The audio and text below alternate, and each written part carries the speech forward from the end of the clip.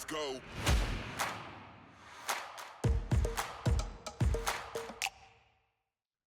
Hello, everyone, and welcome to Zephyr's Adjusted for Risk podcast from the shores of Lake Tahoe. Now, over the years, a lot has been made about financial professionals acting as fiduciaries with the release of Reg BI and the DOL fiduciary rule. Now, personally, I always kind of rolled my eyes at that because I've always thought, whatever designation you are, whether it's a financial advisor, investment advisor, broker dealer, you should always act in the best interest of your client. It's common sense, right? I just always thought that was the rule of thumb. You just always did that. Well, I'm super excited to have on the father of fiduciary on this show today to talk about the evolution of the fiduciary framework and is it still appropriate today? But first, today's episode is sponsored by the award-winning Zephyr.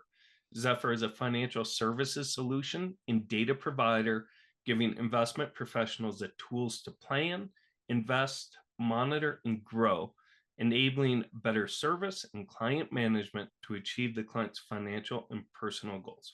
All right, enough from me.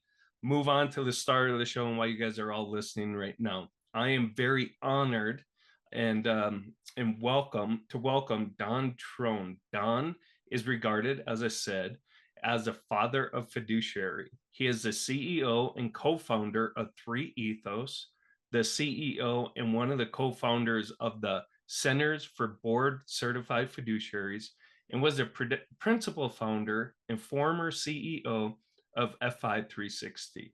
Additionally, in 2007, Don was the first person selected to direct the Institute of Leadership at the U.S. Coast Guard Academy.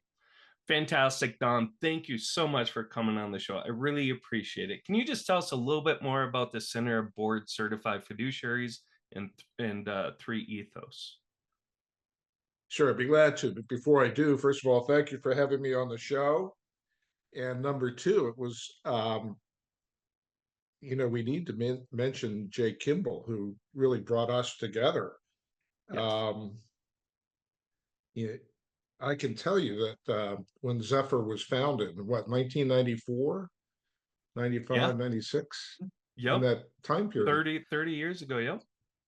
Yeah, I was in the process of building tools for advisors as well. Yep. At that time, I was with Callan, Callan. So I was in San Francisco at the Callan headquarters while Zephyr was forming up on Lake Tahoe.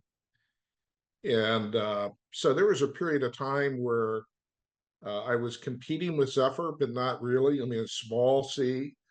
I have to laugh when I see, I forget who posts this on LinkedIn, but they have a tabloid of all the fintech companies.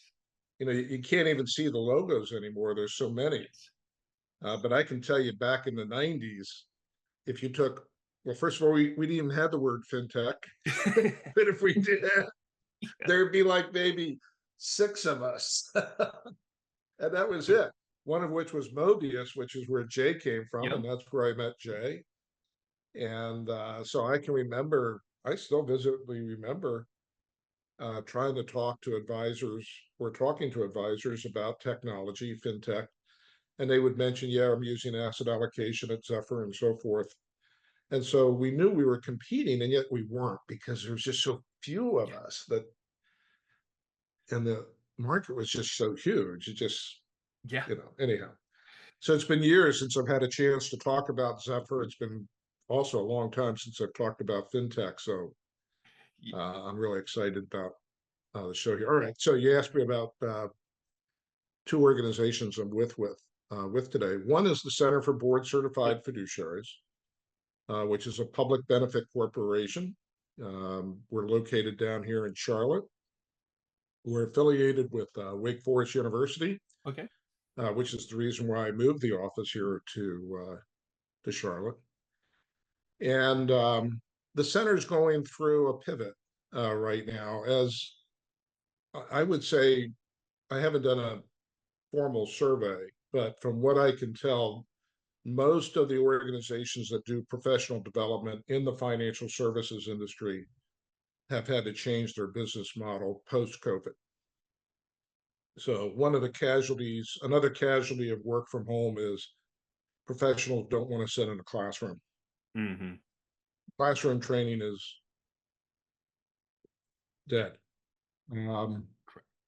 Professionals want to know, they want to control when they do the training, how they do the training, and what the training consists of. And so it's changing. Long term, I can tell you the goal and objective of the center is to create the first master's with a concentration in fiduciary studies. And more on that maybe later. Yep. 3ethos was founded back in 2007. So you mentioned I was the founder of FI360. Regrettably, I lost FI360 in 2007 in a hostile takeover. Using the word hostile as an adjective as opposed to a legal term.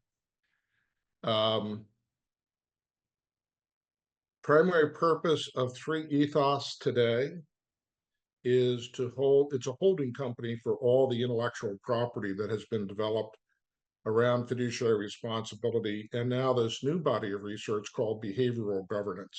Okay. And later on, maybe if we have time to talk about that, I'll talk about this new body of research. So those are the two organizations. Okay. And like I said, primary focus is on training, but the definition of training and what we're training on has changed dramatically. Right. Just like this industry, just like how you started this conversation, right? When I started, or 30 years ago, it's Michael Kitces who puts out that the fintech sheet, right? And yes, I look at it and my eyes just like it is like a disco, just way too much stuff on that thing now.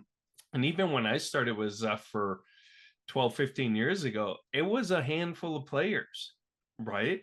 And now it is just so many different startups and little niche companies, getting into this investment analytics space. It is just crowded, and it's interesting how it's evolved, like you talked about, and just like how training, and I think with fiduciaries, um, so let's start with that evolution of the fiduciary standard. Before we do that, Jay Kimple, if you're out there watching this over the next, how's UNC doing? I'm sure he's probably just sitting back.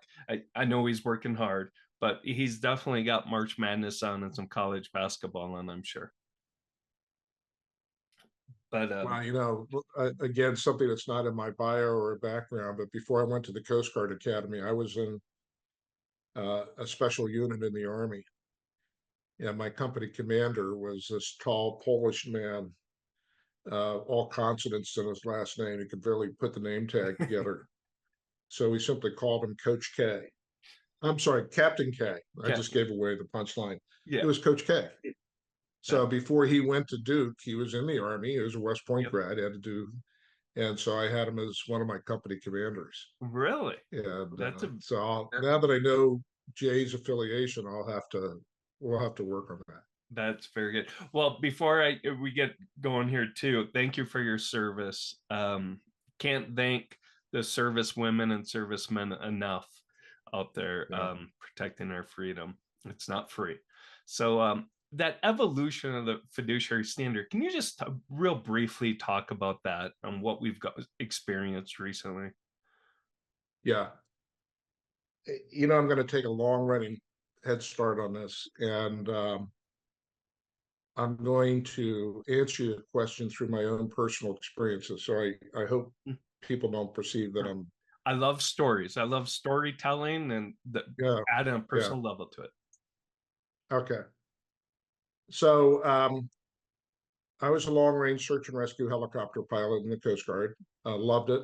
Absolutely loved it. 1985, I got orders to Sitka, Alaska. Back then, it's still a remote island, but I mean, it was really remote. We didn't have internet or satellite, nothing. And so I took before I went up there, I decided I'd work on my master's degree. Okay. And at that time, in the middle 80s, there was only 3 universities that had a distance learning master's, one of which was the American College. Okay. Yeah. So I said, okay, I'll do a master's in finance. Yeah. Came time to do my thesis. This is 1986, and I chose uh, my title, which is how to integrate a fiduciary standard into an investment advisory practice. I know this is freaky. I'm a Coast Guard helicopter pilot. I haven't spent one day on Wall Street. Right. I'm on a remote island off the coast of Alaska, and I write a master's thesis that to this day is still accurate and current, That is including talking about what the litigation is going to look like and identifying the litigation would be on fees and expenses. That was 37 years ago. In doing my research, I also asked myself the question, how many people serve in a fiduciary capacity in the country today? Do you know the answer to that, Ryan? I I can't even fathom a guess. Uh, Ryan, you're in the business of selling software to support fiduciaries, and you don't know how big your marketplace is. well, here's my kind of how I started with is how many pretend to be acting as a fiduciary versus how many actually are. Yeah, that's the $1 million question today. Well, here's the answer. 17.5 million. Okay. 17.5 million men and women are managing the assets of pension plans, foundations, endowments, personal trusts, and now employer-sponsored health plans. Okay. In turn, the 17.5 million manage about 30%, 30% of the nation's liquid investable wealth. So the conduct of the 17.5 million, to your point, what percentage know what they're doing? Oh, I don't know, maybe 3%, 4%, 2%. Mm-hmm. So their conduct has a direct impact on the fiscal health of this nation. Yeah. You know who's responsible for training the 17.5 million? Now that's more of a mess. Is it FINRA? Is it DOL? Is it the SEC? Um, American College, like you said, like there's so many organizations out there. Yeah. Who has responsibility? No one. Who has the budget? No one. That's the problem. Mm-hmm. That's the problem. So I recognized that opportunity back in 1986, and I was coming up at the end of my mandatory tenure since I was an academy graduate, also trained as an aviator as a mandatory 10-year service. It was like, it ends up being about 14, 15 years. Yeah. So I was coming up where I had to make a go, no go decision about do I stay in till retirement or do I leave now where I have enough time to pursue a second career. Mm-hmm. And I made the decision to do that. And so anyhow, when I came into the industry, it was 1987. I was picked up almost immediately by Raymond James. Okay. Mm-hmm. And actually, I was made a managing director in charge of their investment advisory services. And that gave me a chance to go out and visit all the Raymond James offices all around the country and to see the type of men and women that were serving in investment consulting and investment advisory roles and so forth. A lot of incredibly great people. Mm-hmm. Um, but they were missing process. Now, the other thing that's key about this discussion is my timing into the industry and the beginning of the fiduciary movement was not by accident. Things were coming together. You know, the forces of the world were coming together. One was the PC. Yeah. So when I hit the industry, we were right at that transition where the major consulting firms, which back then would have been Russell, Callan, and SEI, all had the mainframe computers to crunch the asset allocation studies, to have the manager databases produce the performance reports. All the tools that you're talking and selling about today in Zephyr required mainframe computers back then. By the way, side story that I think you'll like. One of the first projects Callan was working on when I arrived at Callan Associates was an asset allocation study for one of the wealthiest families in the world. Mm-hmm. And it was a 4-month study, 3-month study, and then the consultant was going to meet with the family in South Africa and present the results of this asset allocation study. And I remember the price tag for the study was like $250,000 because of all the work involved with the mainframe computer. Yeah. You know what the outcome was, the output of that study? Diversification and an efficient frontier and mean variance optimization, maybe. 60% in equities, 40% in fixed income. So was it the very first 60/40 portfolio? And $250,000 later, that's what it's a common baseline portfolio now. Yeah. So things were happening. Here I am at Raymond James visiting these independent advisors. Of course, they don't have tools at that point. So I see what they need. I have my master's degree defining a process of how to pull it together. I just didn't have the tools. So then SEI, Al West, somehow heard about my master's thesis, said, this is a good idea. I want to recruit you away from Raymond James. Did that. I built the SEI advisor, or helped to build the SEI advisor platform. Then Callan Associates recruited me to build their advisor platform. This would have been in the 90s, late 90s. What was interesting about my time with SEI and Callan, again, they're dealing with the multi-billion-dollar portfolios, biggest of the big of the big. And I would attend, even though I was focusing on the mid-market and independent advisors, I would attend some of these institutional meetings.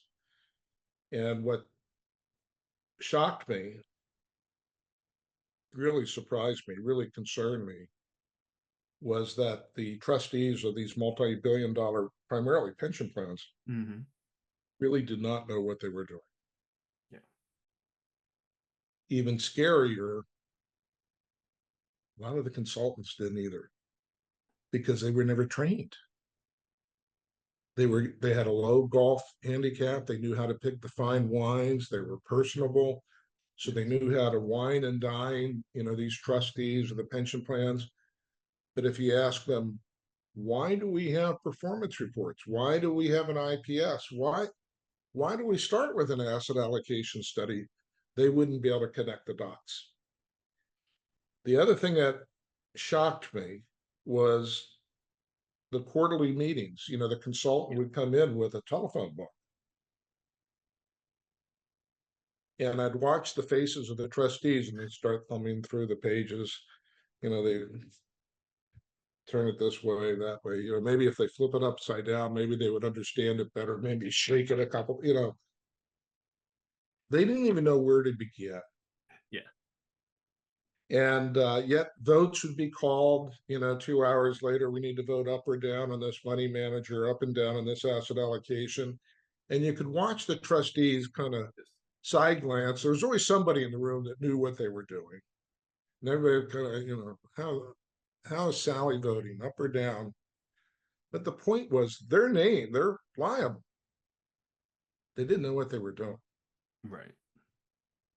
And I just reached the point of frustration. That's when I said, I'm going to create my own consulting firm, FI360. First of all, we're going to identify the fiduciary best practices for fiduciaries. That had never been done. Right. So we had ERISA that said you have a legal requirement to demonstrate your procedural prudence. As we had talked before we started the formal show here, we talked about best interest. Yeah, we understand that, but what does it mean? So if you're acting in my best interest, what can I expect to see you do? That had never been laid out. Mm-hmm. In fact, now I'm looking at myself in the thing. If you look over my shoulder, you'll see poster up on the wall, that is the matrix of the industry's first fiduciary best practices, which we published in 2001. So anyhow, so I started FI 360. Number one, let's define the practices. Number two, let's formalize a training program on the practices. And then number three, and this is where it comes in with our role collectively with Zephyr and so forth, back up the training with technology. Mm-hmm. We're not going to sit there and say, thou shall prepare an investment policy statement. And then the advisor in the class raises their hand and says, how do we do that? You know, that's your problem. No, instead, it was you need to have an investment policy statement. If you don't have one, here is a template. Yeah. Fill in the blanks. And we do that with every step of the process. Need to have an asset allocation study. Don't have one? We will build one for you. Mm-hmm. Manager database. Don't have one? We'll build one for you. Performance, don't have one? We'll build that for you. Need to have custodial relationships. Don't have one? We'll build that for you. So the 90s were really interesting. The PCs, and now we're pulling the technology off the mainframes, putting it on the PC. Now I can hand the PC to an independent advisor. Yeah. Schwab is coming out, Fidelity is coming out with advisor custodial services. Now the advisor can leave a broker dealer or wirehouse, set up an independent firm, and use Schwab and Fidelity as their custodian. Jack White was the other one. The other was no load products. Yeah. So again, I can be independent. I don't need to be at a broker dealer to get approval to use a certain manager or thing. The other thing that was happening was what were they called? Today they're called TAMPs. Rep fee accounts. Oh, yeah. Rep fee accounts came in. Now we have separate account managers, and all of that was coming together. It was just a perfect nexus. You know, the training, the technology, the best practices, everything was coming together. Next thing that happened in the fiduciary movement was October 2001. Okay. Enron. Enron is the first time the word fiduciary is showing up on the front page of newspapers. Also, it's the first time that Washington got caught not having anything prepared on the discussion about fiduciary responsibility. So at that point, I got called in to be an advisor to the Secretary of Labor on the ERISA Advisory Council, got called in to train the SEC on pay to play, how to recognize pay to play with consultants, got called in by the Federal Retirement Thrift to train their directors, got called back to testify before the Senate on fiduciary best practices. All of that was taking place 2001 to 2008 in that time period. Then, of course, we have the meltdown in 2008, 2010, Dodd-Frank, Section 913. Now we're going to deputize the SEC to define a uniform fiduciary standard. That was the end of the fiduciary movement. Interesting. As soon as we gave control of the fiduciary movement to the politicians and the regulators, all the great stuff that we were building all went south. And it's continuing to go south today. You mentioned the devolving of the fiduciary standard. I'm assuming that, it's about the same time and when that really started. Yeah, about if we were graphing the movement, we kind of peaked in terms of expertise. The thing I would use, the term I would use is why. I think most people are familiar with Simon Sinek's What, How, Why. What's your why? Now, Simon Sinek wasn't around in 2010, at least not in our world. So we weren't using the why. But today we can look back and say the industry had a much better understanding of why in 2010 than we do today. And in fact, what I'm hearing from experienced consultants with the new advisors coming through the ranks, they know how to push the buttons They know how to read a chart to see what numbers are good or bad, but they don't understand the why. They don't understand why they're doing what they're doing. Mhm. Um, I'll That give you the a good example. Yeah. Client says, and I actually saw this happen. Client says, "I think we want you as your consultant, as our consultant, do a large cap growth manager search." A trained consultant would say, "Well, that's terrific. We're great at doing manager searches, but before we do, let's go back and look at your investment policy statement. Mhm. What does your investment policy statement say about large growth manager searches? Let's go back. When did you do your asset allocation? And when you did your asset allocation, what were the inputs, and were those inputs consistent? Risk return profile, large cap growth manager. Let's look at your performance report.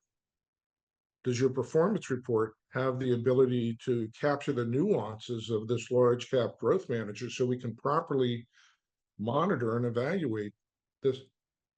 They're not thinking why. They're not connecting the dots. Mhm. Instead, they're simply responding. We need a large cap growth manager search. Sure, we can do that. Here you go. Yeah. And that comes back to the point you made earlier, and that is, yeah, there's lots of people serving in a fiduciary capacity and signing their name to it, but do they really understand why they're doing it? The answer is no. Exactly. Exactly. I love it, Don. I really hate to say this, but we're running short on time. What I really want to do, though, is that was such a great recap of the evolution and now the de-evolving of a fiduciary standard. I want to hear more about. I want to have you on again to talk more about the behavioral governance that you brought up earlier. I think that's really fascinating, and yeah, it's great to have a whole episode just on that. And to go back about that evolution, it almost, and it goes back to what we first started about technology, right? A lot of that corresponds to technology evolving, and just how this space has evolved so much since I started. It is just 20 years ago. How much it's evolved primarily because of technology, right? And it's fascinating. You know, what's interesting is, to your point, a couple months ago, somebody mentioned that at Wake Forest, they now have a master's degree in fintech, Oh. first master's degree in fintech. And I said, "Oh, wow, that's exciting." I said, "Do you have a module or a course in this master's on fiduciary responsibility?" And the person I was talking to, deer in the headlights, like, "No, why?" And my comment was, "Look, fintech, if it is to have any value, needs to be able to solve a fiduciary standard of care Mm-hmm. Yeah. that not even on the radar, not even anything." And it really, why do we see however many? By, by the way, I always like to say Michael Kitces wasn't even born when I started the fiduciary movement. Um, and anyhow, I wonder how many of those fintech firms in that Yeah. tabloid actually know that, look, if your fintech is to have any value down the road, at some point you're going to have to demonstrate that it satisfies a fiduciary standard of care. You're exactly right. Yeah. It's so much as in this industry is just. I think it's evolved more, especially great financial crisis since then. But just on returns, right? Oh, what did your portfolio return? The fear of missing out, and it is behavioral, right? It's an industry that's investing is based on a lot of behavior. Investing, right? Fear of missing out, and you kind of forget, and they shouldn't. As a financial advisor, you have that fiduciary responsibility to uphold also. So, Don, thank you so much. That was a great conversation. Like I said, I want to have you on more. We've got so much more to talk about. Um, Thank you for coming on the show. It's been such a pleasure to have you on. Real quick.